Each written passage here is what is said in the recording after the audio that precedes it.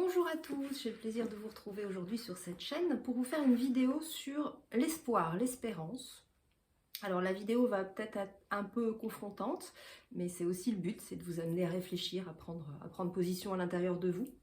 Ce que j'ai envie de vous partager ici, c'est que l'espoir en réalité c'est un poison pour l'homme. Alors vous le savez peut-être pas, mais l'espérance c'est un des mots contenus dans la boîte de Pandore qui a été répandue sur l'humanité. La boîte de Pandore, tout le monde connaît le mythe, ce mythe de la mythologie grecque, qui raconte que Zeus, pour se venger des hommes, a envoyé sur Terre Pandore, qui a été la première femme mortelle de l'humanité. Et Pandore est arrivée avec dans ses bagages une boîte, et Zeus lui avait interdit d'ouvrir cette boîte. Sauf que cette femme étant extrêmement curieuse, elle n'a pas pu s'empêcher d'ouvrir la boîte.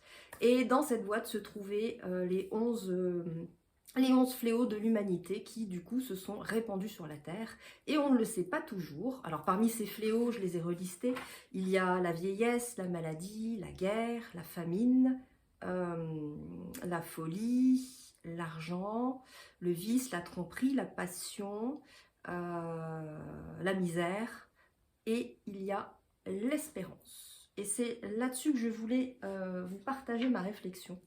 C'est que donc l'espérance est un des fléaux de l'humanité. Alors ça paraît un petit peu surprenant, mais en même temps c'est tout à fait logique. Lorsque l'on est dans l'espérance, on se met très souvent en position d'attente que les choses changent. Parce que j'ai l'espoir que ça va changer, j'attends ce changement pour être heureuse, pour être épanouie, pour avoir une vie d'abondance, etc., etc. Alors je vais prendre un exemple concret, notamment dans les relations amoureuses. Une femme, prenons un exemple, une femme qui est en couple, avec un mari par exemple qui a tendance à boire, qui est alcoolique et qui a des tendances violentes. Cette femme, elle aime ce mari, donc elle veut tout faire pour l'aider. Et elle continue à supporter sa vie à ses côtés parce qu'elle est dans l'espoir que son mari se fasse soigner, change et redevienne cet être aimant qu'il était avant de tomber dans l'alcool. Donc toute cette espérance, tout cet espoir va amener cette femme à quoi? Va amener cette femme à supporter l'insupportable, à accepter l'inacceptable et à se mettre dans une position sacrificielle, une position d'attente et d'espoir que son mari fasse ce qu'il faut pour se soigner et que les choses changent et qu'elle retrouve la relation harmonieuse qu'elle avait au début avant qu'il ne tombe dans l'alcool.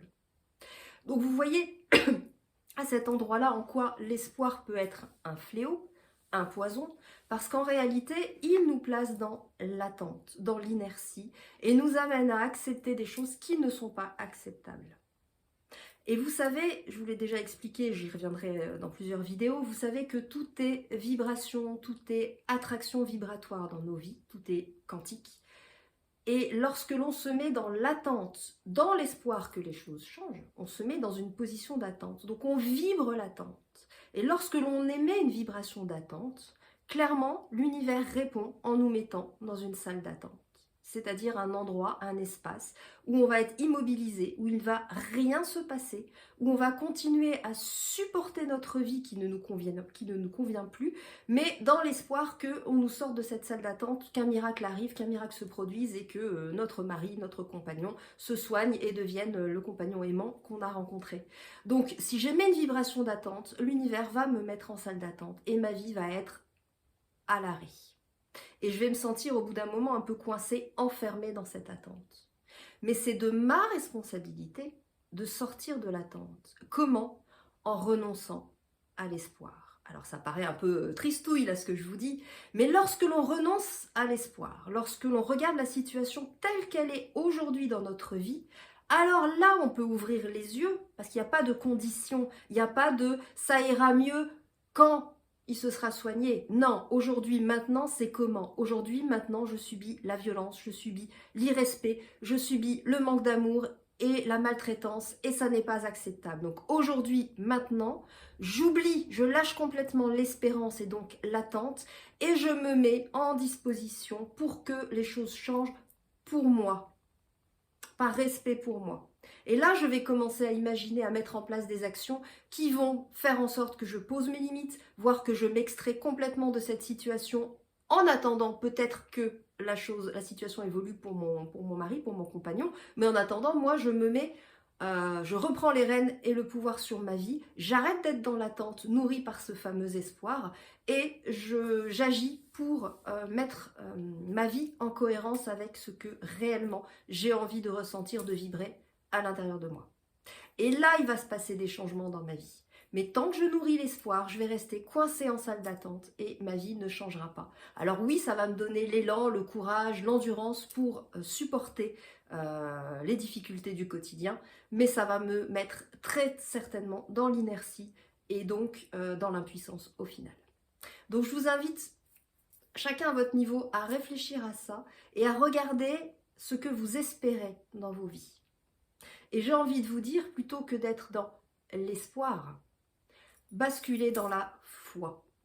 La foi, c'est, même si je ne sais pas comment, même si je ne sais pas quand, je sais à l'intérieur de moi, je le sais et je le vibre, que les choses vont changer, mais pour moi, pas pour l'autre.